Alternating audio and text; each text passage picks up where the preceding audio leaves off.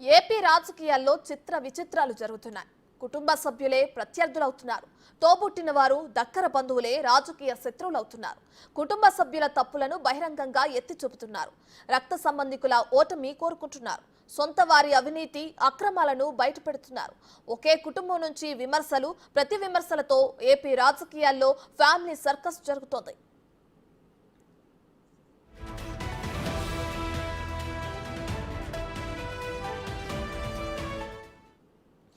AP CM Jagan కు తన చెల్లెలు షర్మిల రాజకీయ ప్రత్యర్థిగా మారారు. జగన్ ప్రతిపక్షంలో ఉన్నప్పుడు అన్నకు అండగా నిలిచిన షర్మిల ఏకంగా ప్రతిపక్ష నాయకురాలు అవతారం ఎత్తారు. జగన్ జైలులో ఉంటే అన్న వదిలిన బాణంలా పాదయాత్రను నడిపించారు షర్మిల. జగన్ సీఎం అయ్యాక సీన్ రివర్స్ అయింది. ఇద్దరి మధ్య విభేదాలతో అన్న వదిలిన బాణం ఎదురు తిరిగి తనపైనే ఎక్కుపెట్టారు. రాజకీయ రణక్షేత్రం విమర్శల విల్లు ఎక్కుపెట్టారు.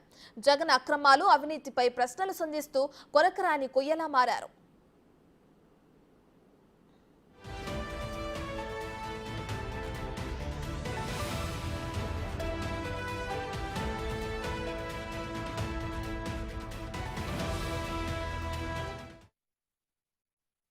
వాళ్ళ సంగతి ఏమిటి?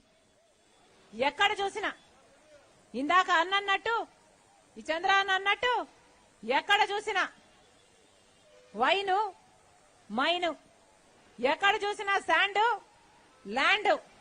ఈ మాఫియాలు, ఈ గుండాయిజము, ఈ హత్య రాజకీయాలు తప్పితే వైసీపీ ప్రభుత్వం, జగన్మోహన్ రెడ్డి గారు ఏమి ప్రోత్సహిస్తున్నారో ఒకసారి ఆలోచించాలి. ఎక్కడైనా అభివృద్ధి కనిపిస్తుందా? ఎక్కడైనా అభివృద్ధి కనిపిస్తుందా? రాజశేఖర రెడ్డి గారు జలయజ్ఞంలో వదిలి వెళ్లిపోయిన ప్రాజెక్టులను జగన్మోహన్ రెడ్డి గారు ఒక్క అడుగైనా ముందుకు తీసుకువెళ్లారా అంటే ఒక్క ప్రాజెక్టు పూర్తి చేయలేదు. రాజశేఖర రెడ్డి గారు కడప స్టీల్ ఫ్యాక్టరీ ఆయన కళ, ఉక్కు ఫ్యాక్టరీ ఇక్కడ రావాలి అని రాజశేఖర రెడ్డి గారు ఎంత తప్పించారో జగన్మోహన్ రెడ్డి గారు దానిని శంకుస్థాపన చేసే ప్రాజెక్టుగా తయారు చేశాడు. ఆయన కడపకు వచ్చినప్పుడల్లా శంకుస్థాపన చేస్తాడు, వెళ్లిపోతాడు. మళ్లీ వస్తాడు, మళ్లీ శంకుస్థాపన, భూమి పూజ చేస్తారు, వెళ్లిపోతారు. ఆఖరికి అది శంకుస్థాపనలు, భూమి పూజ వేసే ప్రాజెక్టుగా తయారైంది. కుంభకర్ణుడైనా 6 నెలలు నిద్రపోతాడు, 6 నెలలు పనిచేస్తాడు. జగన్మోహన్ రెడ్డి గారు అయితే 4.5 సంవత్సరాలు నిద్రపోయారు. ఆఖరిన ఇప్పుడు నిద్రలేశారు. మెగా డిఎస్సీ వేస్తానన్న జగన్మోహన్ రెడ్డి గారు 23,000తో మెగా డిఎస్సీ వేస్తానన్న జగన్మోహన్ రెడ్డి గారు ఇప్పుడు 6,000తో దగా డిఎస్సీ వేశారు. మరోవైపు కడప ఎంపీ అవినాష్ రెడ్డికి సోదరి షర్మిల ప్రధాన ప్రత్యర్థిగా బరిలోకి దిగారు. వివేకానంద రెడ్డిని చంపిన హంతకుడు అని బహిరంగంగా విమర్శలు గుప్పిస్తున్నారు. అటు వివేక కూతురు సునీత షర్మిలకు తోడై ఉప్పులో నిప్పులా కలిసి అవినాష్ ను ఎండగడుతున్నారు. ప్రచారంలో ఇద్దరు అక్క చెల్లెలు ఏకమై సోదరుణ్ణి ఓడించడానికి విశ్వ ప్రయత్నాలు చేస్తున్నారు. హంతకుడిని ఓడించాలని కడప ఓటర్లను కొంగు చాచి వేడుకుంటున్నారు. పరిస్థితి చేయి దాడుతుండటంతో జగన్ సైతం వారిపై డైరెక్ట్ అటాక్ మొదలుపెట్టారు. విన్నపించుకుండేది సిబిఐ అక్యూజ్డ్ అని చెప్పిన వాళ్ళకి కంటెస్ట్ చేయొద్దు, వాళ్ళని కంటెస్ట్ చేయించొద్దు, వాళ్ళకి ఓట్లు వేయొద్దు అని వేడుకుంటున్నాను. మిమ్మల్ని కూడా వేడుకుంటున్నాను, అక్యూజ్డ్ కి పొజిషన్స్ ఇవ్వకండి. నేను సపోర్ట్ చేసేది వైఎస్ షర్మిలని, అంటే వైఎస్ రాజశేఖర రెడ్డి గారి కూతురు వైఎస్ షర్మిలని. ఎందుకంటే ఈ పోరాటంలో షర్మిల గారు నాకు సహకరించారు. ఈ పోరాటంలో, ఈ ఎలక్షన్ లో షర్మిల గారు గెలిస్తే వివేకానంద రెడ్డి గారి కోరిక తీరుతుంది. మీకోసం ఇన్ని త్యాగాలు చేసినారు వివేకానంద రెడ్డి. ఈ ఒక్క త్యాగం చేసి మీరు కూడా షర్మిల గారికి సపోర్ట్ చేయమని మిమ్మల్ని ప్రాధేయపడుతున్నాను. షర్మిల ఎవరో కాదు, మీ చెల్లెలే. మీ చెల్లెలకు సపోర్ట్ చేయండి. మీరు మీ కార్యకర్తలకు, మీ పార్టీ మెంబర్స్ కు చెప్పండి నా చెల్లెలకి సపోర్ట్ చేయమని చెప్పి.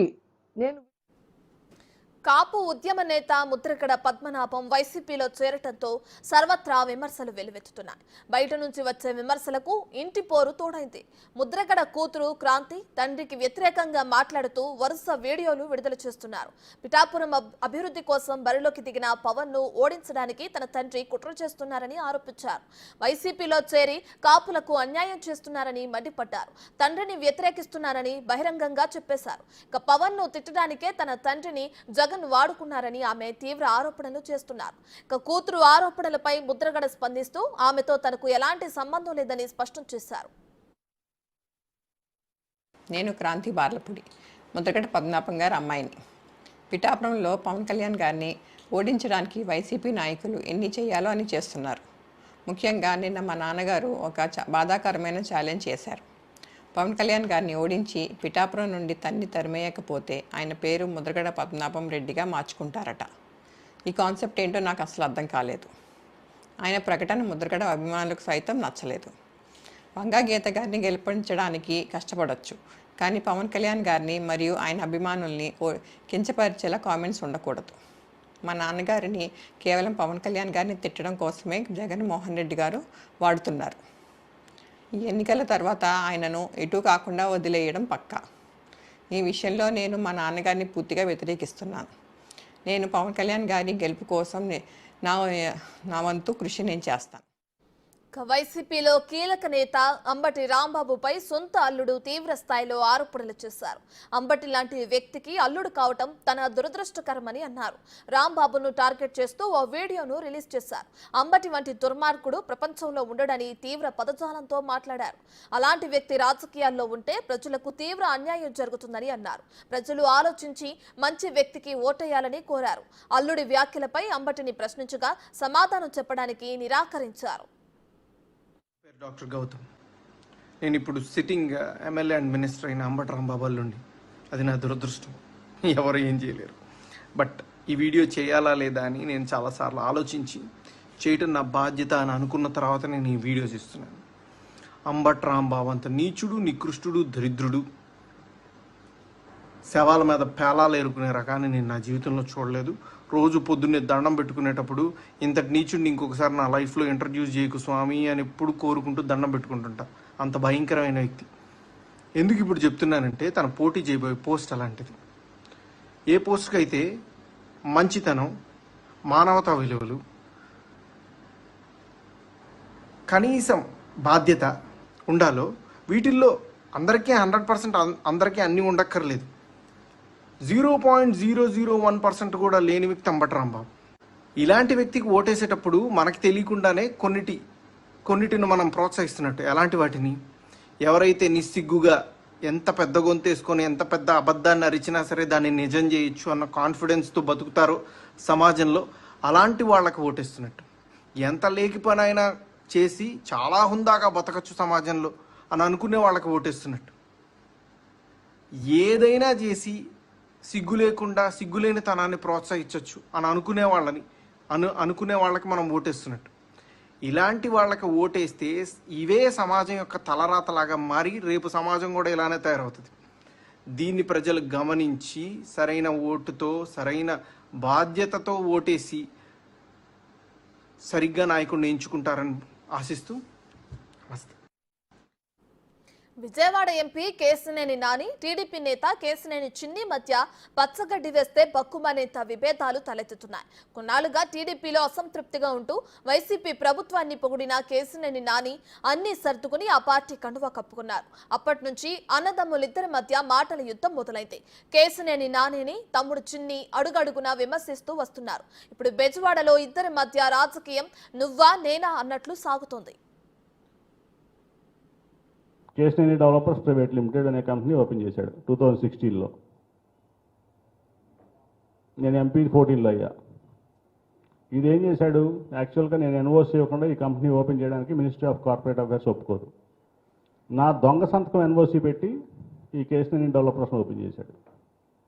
నా దొంగ సంతకం పెట్టి.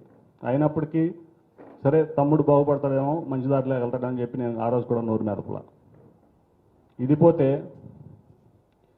యాక్చువల్గా కేశినేని అనేది ఒక ట్రేడ్ మార్క్ రిజిస్ట్రేషను. కేశినేని అనేది ఒక ట్రేడ్ మార్క్ రిజిస్ట్రేషను. ఇది నా పేరు, నేను ఈ కేశినేని ట్రేడ్ మార్క్, మీకు ట్రేడ్ మార్క్ యాక్ట్ తెలిసే ఉంటుంది, మీకు పేటెంట్ రైట్స్. ఇది కేశినేని మీకు చూస్తే ఇక్కడ ఉంటుంది. మార్క్ ఏంటంటే కేశినేని, ఓనర్ ప్రొపరైటర్ ఎవరంటే కేశినేని శ్రీనివాస్. ఇది ఎవ్వరూ వాడటానికి లేదు. మీ అందరికీ జర్నలిస్టులు కాబట్టి మీకు బాగా తెలుసు. ఈ కేశినేని అనే పేరు ఈ ప్రపంచంలో నేను తప్ప ఏ కంపెనీ నడపడానికి ఎవరికి రైట్ లేదు. కేశినేని డెవలపర్స్ అని బ్రాండ్ చేసుకున్నాడు, కేశినేని ఫౌండేషన్ అని బ్రాండ్ చేసుకున్నాడు. దీన్ని ఈవెన్ ఈ ట్రేడ్ మార్క్ రిజిస్ట్రేషన్కి అప్లై చేస్తే రిజెక్ట్ అయింది. అది క్లియర్గా ఇక్కడ మీకు క్లియర్గా ఉంటుంది. రిజెక్ట్ అయినా కూడా ఇవాళ వరకు దాన్ని వాడుతున్నాడు. ఇది పెద్ద క్రైమ్. సరే, ఓపెన్ చేసుకున్నాడు, ట్రేడ్ మార్క్ వాడుతున్నాడు, కేశినేని డెవలపర్సు. నాని గారికి ఎందుకు, ఫోన్లే తమ్ముడే కదా అంటారు. ఓకే, నేను దానికి కూడా ఒప్పుకుంటా బాగుపడితే. ఈయన చేసింది ఏంటంటే పచ్చి మోసాలు. ఈ కేశినేని డెవలపర్స్ అని పెట్టి పచ్చి మోసాలు. తుని టికెట్ విషయంలో యనమల రామకృష్ణుడు ఆయన సోదరుడు యనమల కృష్ణుడు టీడీపీకి గుడ్ బై చెప్పారు. గత 2 పర్యాలుగా కృష్ణుడికి టీడీపీ టికెట్ ఇచ్చినా గెలవకపోవడంతో ఈసారి రామకృష్ణుడు ఆయన కూతురు దివ్యకు టికెట్ ఇప్పించారు. దీంతో విభేదించిన కృష్ణుడు టీడీపీని వీడారు. టికెట్ ఇవ్వకపోగా అన్న పిలిచి మాట్లాడలేదని, తన కూతురుకు మద్దతివ్వాలని అడగలేదన్న కోపంతో ఆయన వైసీపీలో చేరారు. వీరి గొడవ అధినేత చంద్రబాబు దాకా వెళ్లినా ప్రయోజనం లేకుండా పోయింది.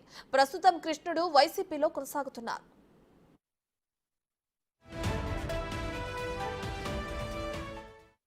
ఏపీ డిప్యూటీ సీఎం బూడి ముత్యాల నాయుడు మాడుగుల సిట్టింగ్ స్థానాన్ని తన 2వ భార్య కూతురు అనురాధకు ఇప్పించారు. ఆయన అనకాపల్లి ఎంపీ అభ్యర్థిగా బరిలో ఉన్నారు. ఆమెకు టికెట్ ఇవ్వటం మొదటి భార్య కుమారుడు బూడి రవికి నచ్చలేదు.